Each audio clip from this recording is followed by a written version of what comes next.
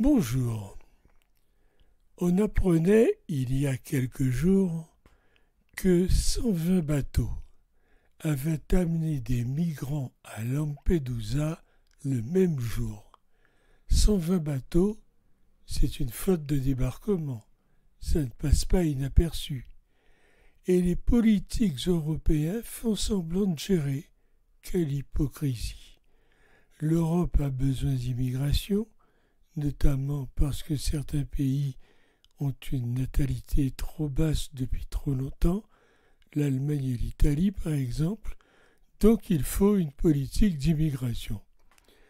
Les discours les plus fermes, autant que les plus bisounours de nos politiques, ne règlent en rien ce problème qui concerne toute l'Europe.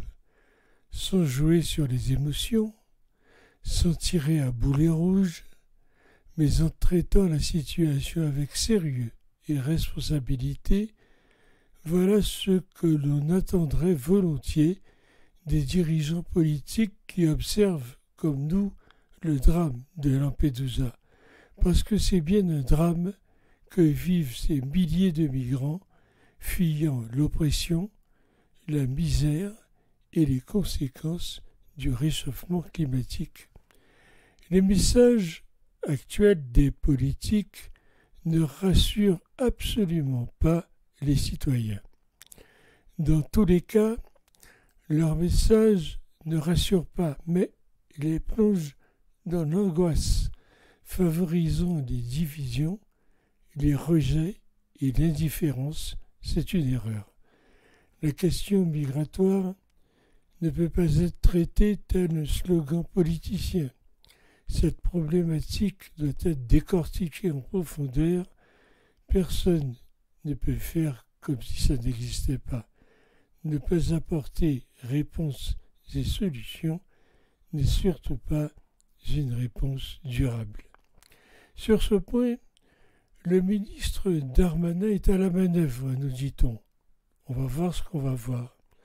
Mais M. Darmanin est un pur politique qui joue au petit coq et il est inaudible. Il y a dans l'opinion aujourd'hui un glissement progressif vers la barbarie. Quand on parle de migrants qui fuient la misère, la guerre, les dictatures sanglantes parfois mises en place ou soutenues par certains pays occidentaux ou riches du Proche-Orient, on parle de moins en moins d'êtres humains.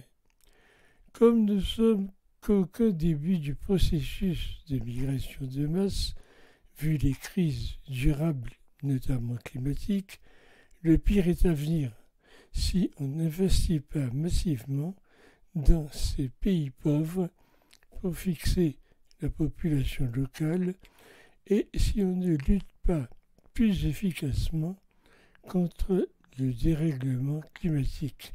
Malheureusement, nous n'en prenons pas le chemin. On va s'égarer vers un enfermement nationaliste et le rejet de l'autre. C'est le retour du bâton. On a prélevé à l'Afrique, et pas seulement tout ce qui a permis aux 10 premiers pays d'être les puissants de ce monde, sans se soucier de leur population, prête à tous les risques pour fuir leur pays. À mourir pour mourir, autant tenter le tout pour le tout. Tous les murs du monde seront franchis et on commence juste à payer la facture.